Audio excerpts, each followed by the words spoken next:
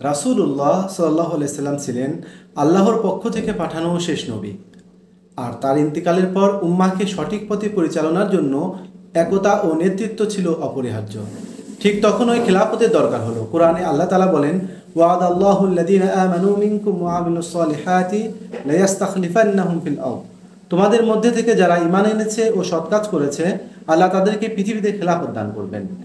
খেলাফতের মাধ্যমে উম্মাহ একটি কেন্দ্রীয় নেতৃত্ব পেয়েছিল, যেখানে ন্যায় বিচার, শরিয়ার বাস্তবায়ন ও মুসলিমদের একতা নিশ্চিত হয়েছিল। আবু বকর রাদিয়াল্লাহু তাআলা আনহু, ওমর রাদিয়াল্লাহু তাআলা আনহু, তাদের খেলাফত ছিল একটি কার্যকর শাসন ব্যবস্থার নমুনা, যেখানে সম্পদের বন্টন, জুলুমের প্রতিরোধ ও ইসলামী জিহাদের মাধ্যমে দ্বীনের প্রচার চলত।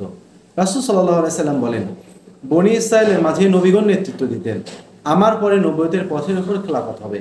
অতএব খেলাফত শুধু শাসনের নাম নয়, বরং এটি ছিল রাসূলের রেখে যাওয়া দ্বীনের ধারাবাহিকতা রক্ষা ও পৃথিবীতে ইসলামের ন্যায়ভিত্তিক প্রতিষ্ঠার বাস্তব রূপ।